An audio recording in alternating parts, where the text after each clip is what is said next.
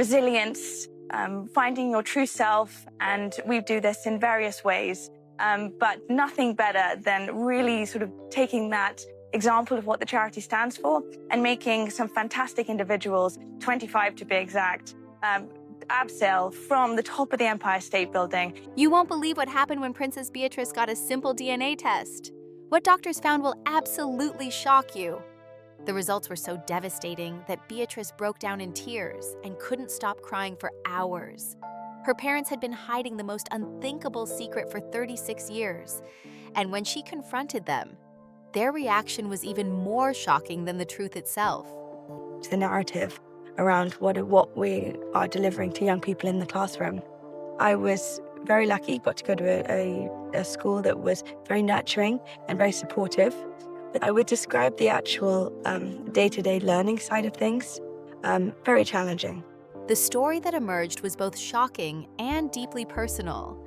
According to multiple reports circulating that morning, Princess Beatrice, the eldest daughter of Prince Andrew and Sarah Ferguson, was not who everyone believed her to be. The claim suggested that the 36-year-old princess, who had lived her entire life as a member of the royal family, was actually adopted. This revelation came at a time when Beatrice had seemingly found her place in the world, having established herself as a devoted mother to her young daughter, Sienna Elizabeth, and building a stable life with her husband Edoardo Mapelli Mozzi. The timing could not have been worse for the royal household. The family had already weathered numerous storms over the years, from various scandals involving different members to ongoing questions about the monarchy's relevance in modern society. Yet this particular allegation struck at something far more fundamental than public behavior or political opinions. It challenged the very concept of royal bloodlines and hereditary succession that forms the backbone of the monarchical system. News outlets across the country picked up the story with remarkable speed. By sunrise, newspapers were rushing to print special editions with bold headlines that proclaimed the shocking allegations. Radio stations interrupted their regular programming to discuss the breaking news, while television networks scrambled to put together emergency broadcasts. The story seemed to have legs of its own, spreading faster than anyone could have anticipated. What made the situation particularly troubling was the apparent credibility that some sources were lending to these claims. Several reports suggested that individuals with inside knowledge of the royal family had come forward with information supporting the adoption theory. While no specific names were mentioned in these early reports, the implication that palace insiders might be involved added a layer of legitimacy that made the story impossible to ignore. Social media platforms became a battleground of opinions, theories, and heated debates. Users shared, commented, and speculated about every aspect of the story. Some expressed complete disbelief, calling the reports nothing more than malicious gossip designed to damage the royal family's reputation. Others pointed to various pieces of circumstantial evidence they claimed supported the adoption theory.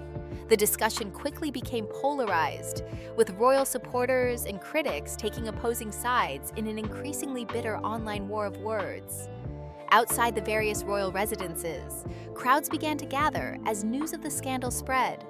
Photographers and journalists positioned themselves strategically near the gates, hoping to catch a glimpse of any family member, or to capture their reaction to the unfolding crisis.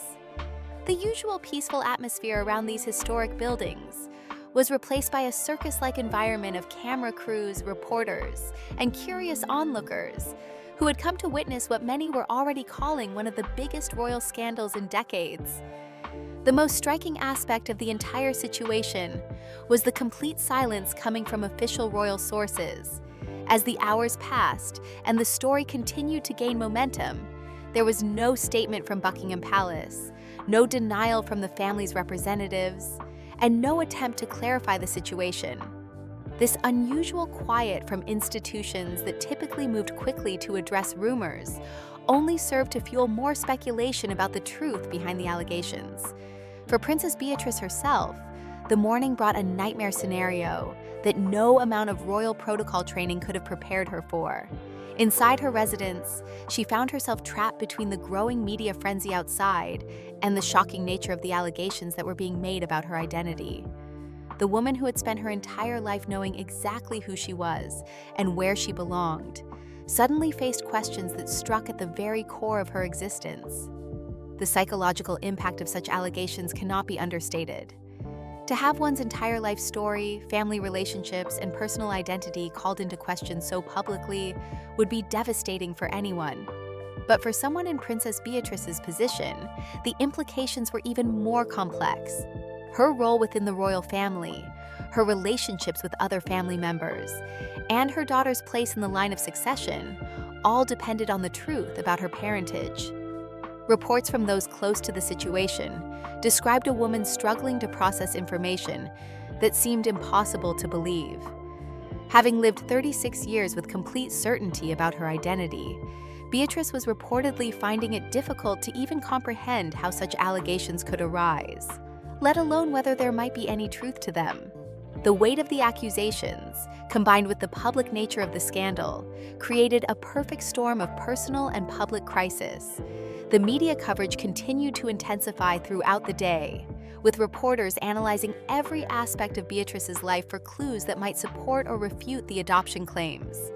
Childhood photographs were scrutinized for family resemblances, while royal historians and genealogists were called upon to provide expert commentary on the plausibility of such a secret being kept for over 3 decades.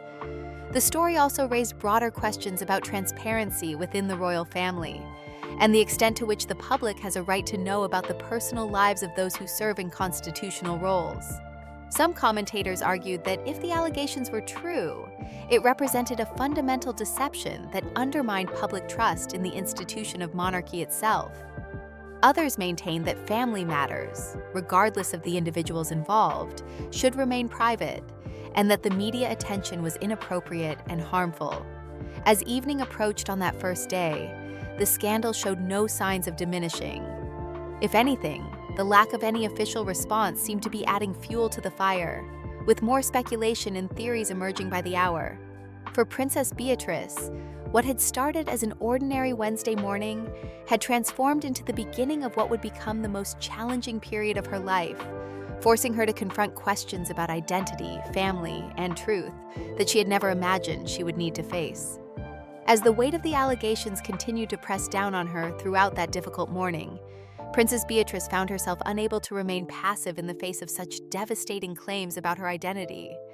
The silence from official channels was becoming unbearable, and the constant presence of reporters outside her residence made it impossible to think clearly about the situation. In moments of crisis, people often turn to those they trust most.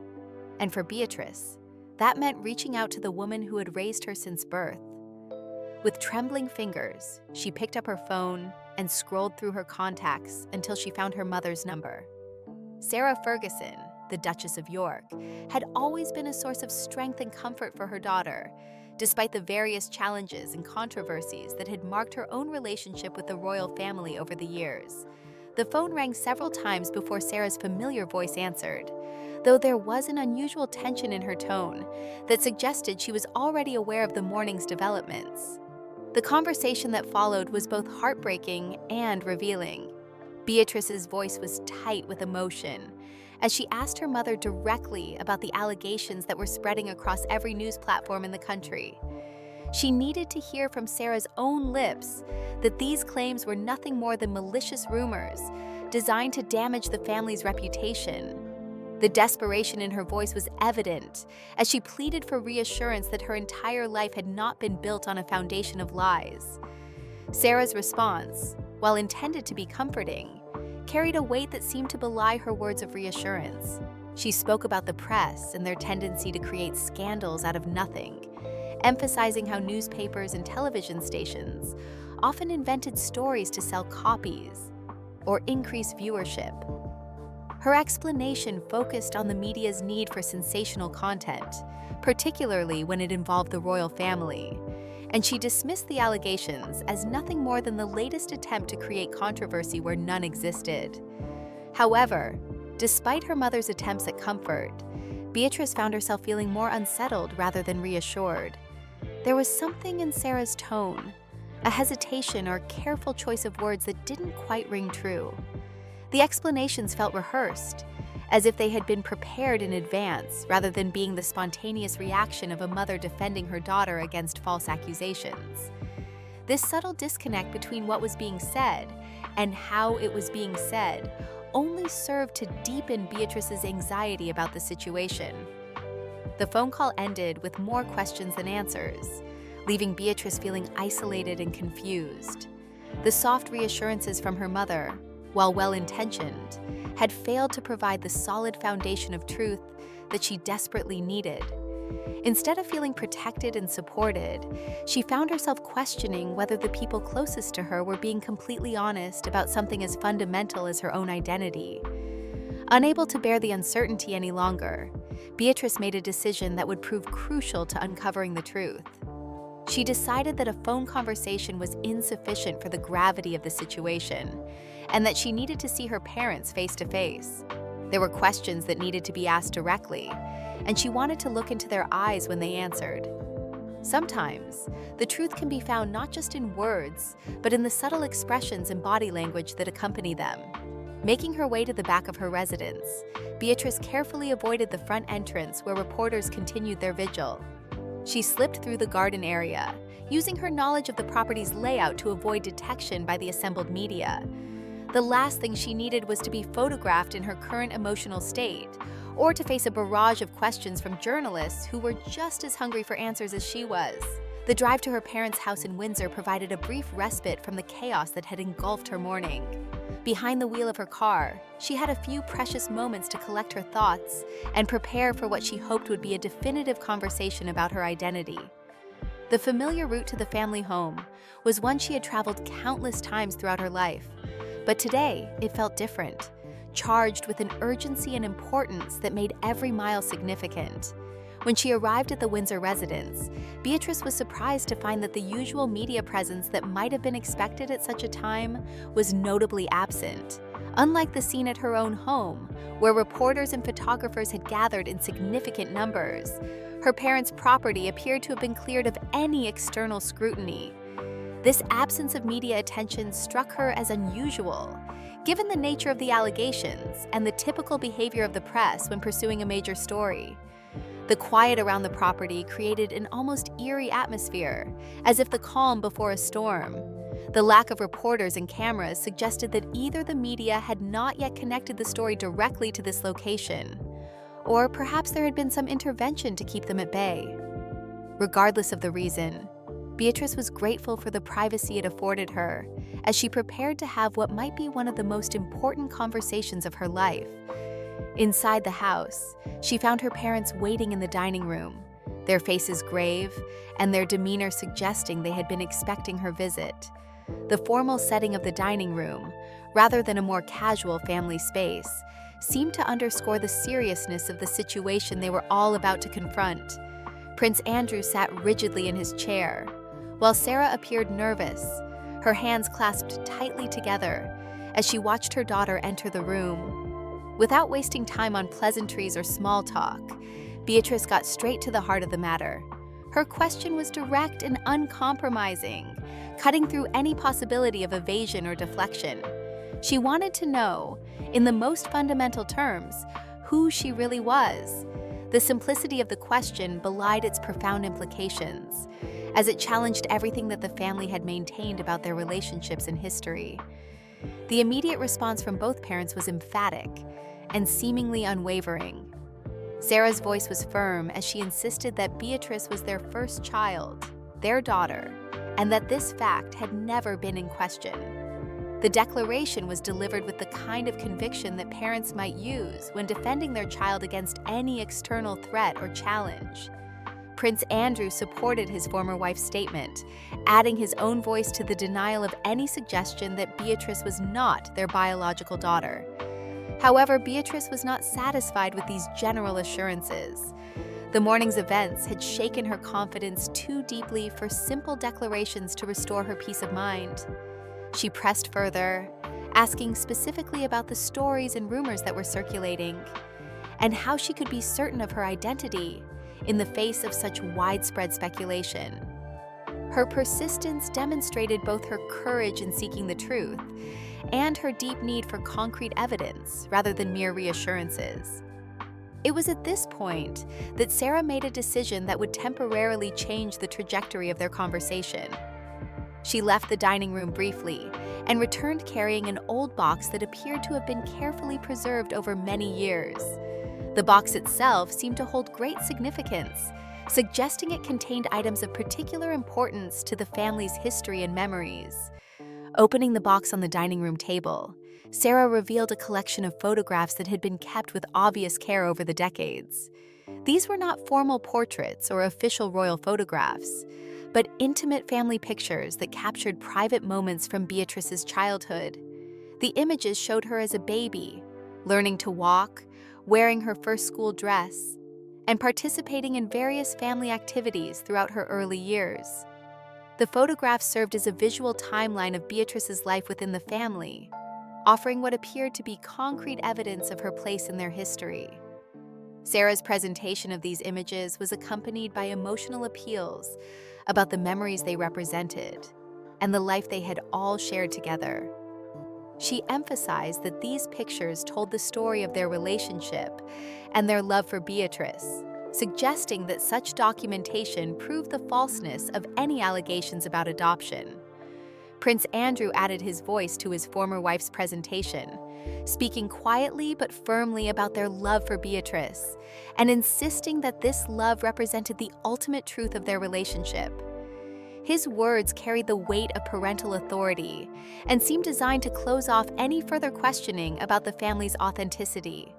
The combination of the photographic evidence and the emotional appeals from both parents had a profound effect on Beatrice's state of mind. The tension that had been building throughout the morning began to ease as she looked at the familiar images and listened to her parents' reassurances. The physical evidence of her childhood, combined with the obvious emotion in her parents' voices, created a sense of relief that had been absent since the scandal first broke. After spending several hours at the Windsor house, surrounded by her parents and the photographic evidence of her childhood, Beatrice found herself feeling significantly calmer about the situation. The weight of uncertainty that had been pressing down on her seemed to lift, replaced by a renewed confidence in her identity and her place within the family. The pictures and her parents' words had provided the reassurance she had been seeking, allowing her to begin processing the morning's events from a position of greater emotional stability. When she finally left Windsor to return home, Beatrice carried with her a sense of peace that had been restored through the afternoon's conversations. The drive back was markedly different from her earlier journey, as she now felt equipped with the evidence and reassurance necessary to face whatever continued media attention might await her. The photographs had served as a tangible connection to her past, while her parents' words had reinforced the bonds of love and family that she had always known. Upon arriving back at her residence, Beatrice encountered the same group of reporters who had been maintaining their vigil throughout the day. However, her approach to them was now completely different. Instead of avoiding them or rushing past their questions, she faced them directly, offering a brief wave as she moved through their ranks toward her front door. This change in demeanor reflected the internal shift that had occurred during her time with her parents, transforming her from a woman fleeing from questions to someone confident enough to acknowledge the media's presence. The afternoon brought a return to something approaching a normal routine. Beatrice felt secure enough in her renewed sense of identity to resume her regular activities, including the simple but significant act of picking up her daughter from school. Standing at the school gates with a smile on her face, she presented the image of a mother unshaken by the morning's events, someone who had found her equilibrium despite the chaos that had threatened to overwhelm her world. This return to normalcy seemed to signal that the crisis had passed, that the family's presentation of evidence and reassurance had been sufficient to restore stability to Beatrice's life. The photographs and conversations appeared to have successfully countered the allegations, providing a foundation of truth strong enough to withstand the pressure of media speculation and public scrutiny. In the weeks that followed the initial scandal and her reassuring visit with her parents, Princess Beatrice appeared to have successfully weathered the storm that had threatened to upend her entire world. The media attention gradually began to shift to other stories, and the adoption allegations were increasingly dismissed by various publications as unfounded gossip. Some newspapers even published retractions or corrections, acknowledging that their earlier reporting may have been based on unreliable sources. The royal family's strategy of maintaining dignified silence while allowing the story to fade from public consciousness seemed to be working effectively. Life appeared to be returning to its normal rhythm for Beatrice and her family. She resumed her regular schedule of royal duties and public appearances, while also maintaining her primary focus on her role as a mother to young Sienna Elizabeth. Her husband Edoardo continued his business activities, and the family seemed to have emerged from the crisis stronger and more united than before. The photographs that her parents had shown her served as a constant reminder of her place within the family structure, reinforcing her sense of identity and belonging. However, just as this newfound stability was beginning to feel secure, an entirely different kind of crisis emerged that would ultimately prove far more challenging than any media scandal. It began subtly, with what Beatrice initially dismissed as nothing more than a minor illness that would pass quickly with rest and proper care. The symptoms started with a slight fever that she attributed to the stress of recent events and the changing weather patterns that often accompany the transition between seasons. At first, Beatrice was determined not to make what she considered to be an unnecessary fuss over what seemed like a common viral infection. She had always been someone who preferred to handle minor health issues privately, without drawing attention or concern from those around her. This approach was partly influenced by her royal upbringing, which emphasized maintaining composure and not burdening others with personal problems. But it also reflected her naturally independent personality and her desire to maintain control over her own well-being. As the days passed, however, it became increasingly clear that this was not the quick recovery she had anticipated. The fever persisted stubbornly, refusing to break despite her attempts at home remedies and over-the-counter medications. What had started as a minor inconvenience gradually evolved into something more serious and concerning. The low-grade fever was soon accompanied by persistent headaches that seemed to worsen rather than improve with time. The headaches were particularly troubling because of their intensity and duration. Unlike the occasional headaches that most people experience from time to time, these were constant and debilitating, affecting her ability to concentrate on even simple tasks. The pain was accompanied by a general feeling of weakness and fatigue that made it difficult for her to maintain her usual level of activity. She found herself needing to rest more frequently and struggling to summon the energy for activities that had previously been effortless. Edoardo Mapelli Mozzi, her husband, was among the first to notice the concerning pattern of symptoms that was developing. As someone who knew Beatrice intimately, he could see that her condition was not improving as she continued to insist it would.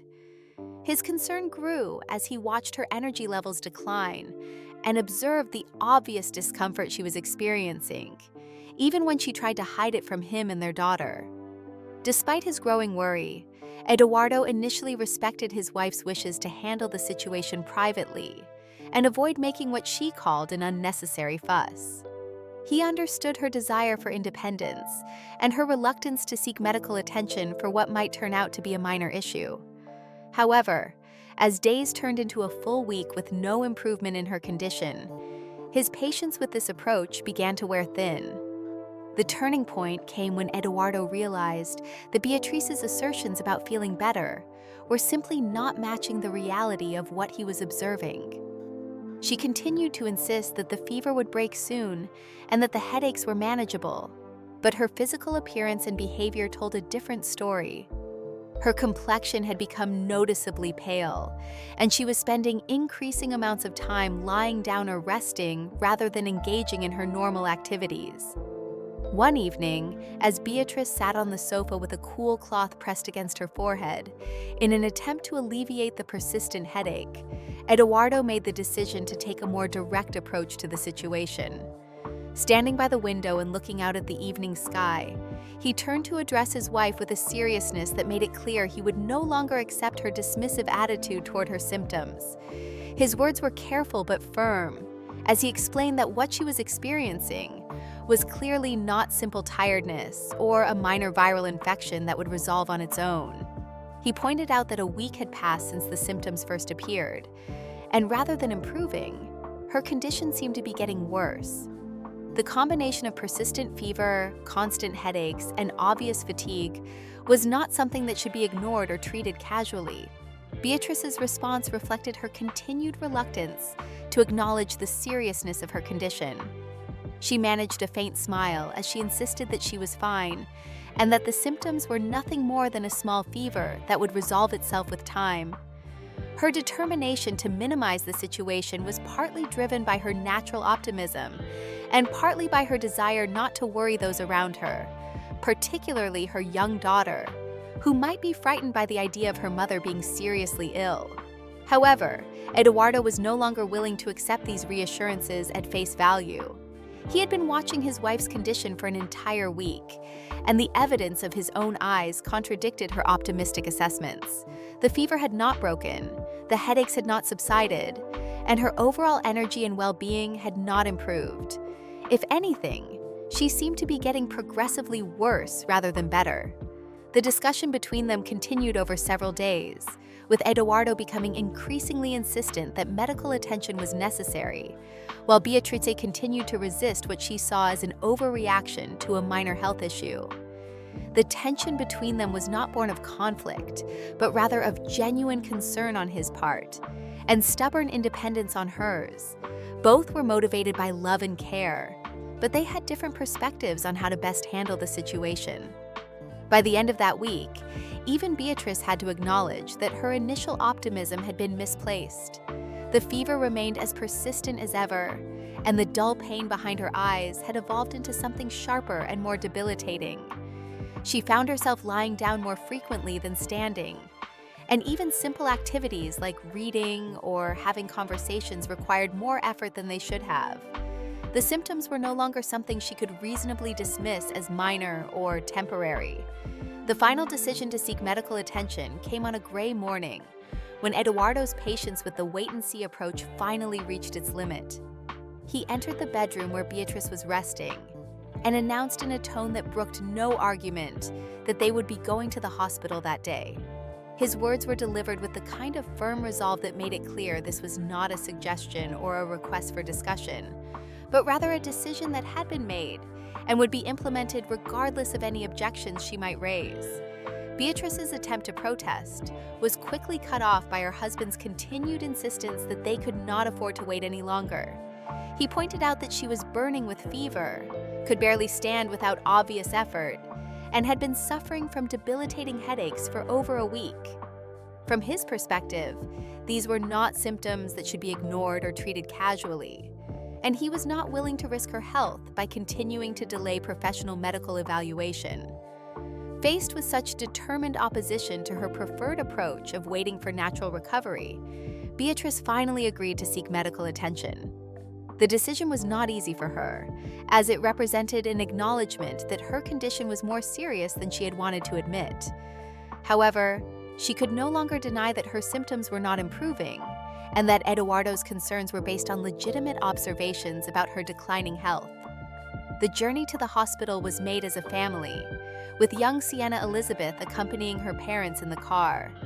The little girl sat quietly in the back seat, perhaps sensing the gravity of the situation, even if she didn't fully understand the medical implications of what was happening. For Beatrice, having her daughter with them served as both a comfort and a reminder of the importance of taking care of her health for the sake of her family's well-being. Upon arrival at the hospital, the medical staff quickly recognized the seriousness of Beatrice's symptoms and began a comprehensive evaluation process. The persistent fever, chronic headaches, and obvious fatigue were symptoms that required immediate attention and thorough investigation. The initial examination revealed that her condition was indeed more serious than a simple viral infection, and further testing would be necessary to determine the underlying cause of her symptoms. The diagnostic process involved a series of blood tests, imaging studies, and other medical evaluations designed to identify the source of her illness. As the results began to come back, it became clear that Beatrice was dealing with a significant health issue that would require specialized treatment and ongoing medical care. The casual dismissal of her symptoms as minor illness was replaced by the sobering reality of a serious medical diagnosis. When the final test results were available, the medical team delivered news that was both shocking and frightening. Beatrice was diagnosed with a serious blood disorder that was affecting her body's ability to produce healthy blood cells. This condition explained the persistent fever, chronic fatigue, and other symptoms she had been experiencing. More importantly, it was a condition that required immediate and aggressive treatment to prevent potentially life-threatening complications. The recommended treatment was a stem cell transplant, a complex medical procedure that would involve replacing her diseased blood cells with healthy cells from a compatible donor. The doctors explained that this procedure offered the best chance for a complete recovery, but it would require finding a suitable donor whose stem cells would be compatible with her immune system. The most likely candidates for such compatibility would typically be close family members, particularly parents or siblings. This medical necessity would prove to be the catalyst for discoveries that would far exceed anything the earlier media scandal had suggested. The requirement for genetic compatibility testing would ultimately reveal truths about Beatrice's identity that no amount of childhood photographs or parental reassurances could contradict. What had begun as a health crisis was about to become something much more profound and life-changing than anyone could have anticipated. The days following Beatrice's diagnosis were filled with a mixture of hope and anxiety as the medical team worked to identify suitable donors for the stem cell transplant that could save her life. The most logical starting point for this search was her immediate family, as parents and siblings typically offer the highest probability of genetic compatibility for such procedures. Both Prince Andrew and Sarah Ferguson were immediately tested to determine whether either of them could serve as a donor for their daughter. The testing process itself was straightforward, involving blood samples that would be analyzed for specific genetic markers that determine compatibility between donor and recipient. Under normal circumstances, this would have been a routine medical procedure, with results that either confirmed or ruled out family members as potential donors. However, what the tests revealed would prove to be far more significant than anyone had anticipated. When Dr. Carter returned to Beatrice's hospital room with the test results, his demeanor suggested that he was carrying news that extended beyond simple medical compatibility. His expression was guarded, and his movements seemed more deliberate and careful than during previous visits. Eduardo immediately sensed that something was wrong, rising from his chair and instinctively tightening his grip on his wife's hand as if preparing for difficult news. The doctor's words were delivered gently but with unmistakable clarity. The compatibility test had revealed that neither Prince Andrew nor Sarah Ferguson was genetically compatible as a donor for Beatrice. While this might have been disappointing news under normal circumstances, the implications went far beyond medical compatibility. The test results showed no genetic match whatsoever between Beatrice and either of the people she had always believed to be her biological parents. The immediate reaction in the room was one of stunned silence and disbelief. Beatrice was certain she had misheard or misunderstood the doctor's explanation, asking him to repeat what he had said. The concept that neither of her parents could serve as a donor seemed impossible to comprehend, given everything she had been told about genetic compatibility and family relationships. Her voice cracked with emotion as she struggled to process information that contradicted everything she had believed about her identity. Sarah's reaction was immediate and visceral, her hand flying to her mouth as the implications of the test results became clear. Prince Andrew's response was different but equally telling, as his eyes narrowed and his posture became rigid with what appeared to be defensive anger. Eduardo's first instinct was to question the accuracy of the tests, demanding that they be repeated to ensure there had been no laboratory error or mix-up of samples. Dr. Carter's response to these concerns was measured and professional. He explained that the medical team always runs confirmation checks on such important tests, and that the samples had been tested twice with identical results. While he attempted to soften the blow by explaining that donor compatibility does not automatically indicate biological relationships, the genetic markers that had been analyzed told a clear story that could not be easily dismissed or explained away. The revelation created an atmosphere of tension and confusion that permeated every aspect of the family's interactions over the following days. Despite the shocking nature of the test results, the immediate medical priority remained finding a suitable donor for Beatrice's transplant. The search was expanded to include international donor registries, and within a week, a compatible donor was identified.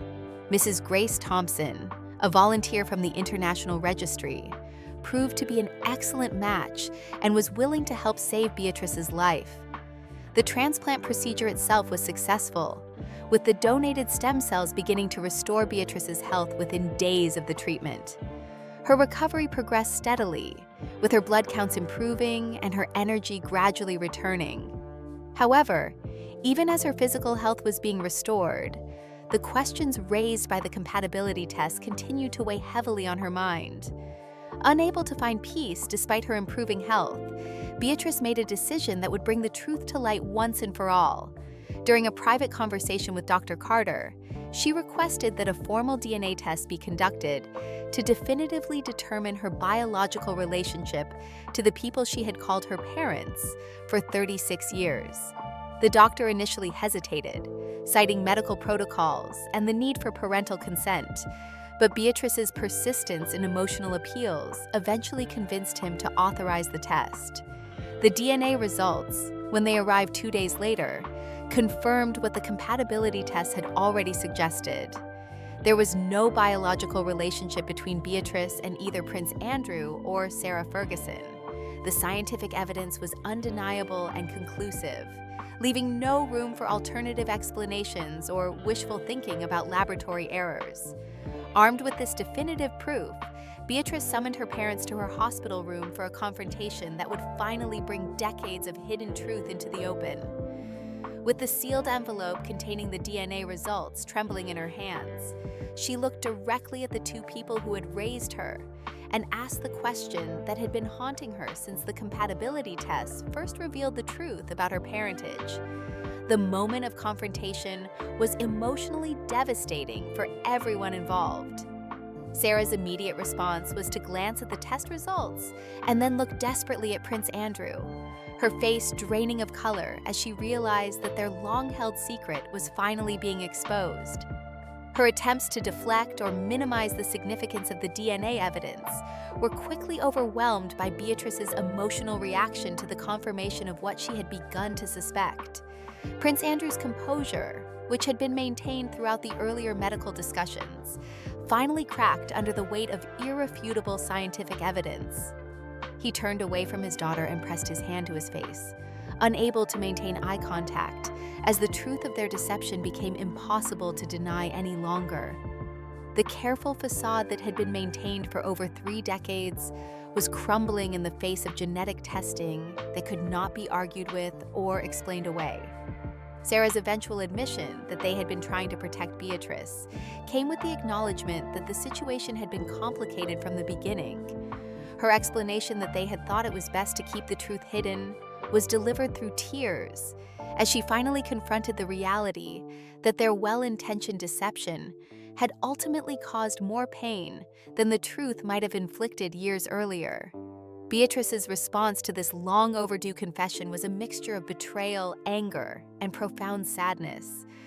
The realization that her entire life had been built on a fundamental lie about her identity was devastating in ways that went far beyond the original media speculation. Every memory, every family moment, every expression of love and support had been tainted by the knowledge that those closest to her had been keeping such a significant secret about who she really was. The emotional confrontation left the hospital room heavy with the weight of broken trust and shattered illusions. The tears and accusations that followed were the inevitable result of 36 years of deception, finally being exposed through the unforgiving clarity of genetic science. No amount of explanation about good intentions or protective motives could repair the damage that had been done to the fundamental relationship between parents and child. In the days that followed her discharge from the hospital, Beatrice found herself facing a future that looked completely different from the one she had imagined just weeks earlier. The successful medical treatment had saved her life, but the discovery of her true parentage had forced her to reconsider everything she had believed about her identity, her family, and her place in the world. The decision she would ultimately make about her relationship with the people who had raised her would define not only her own future, but also the future of her daughter and the family they had built together.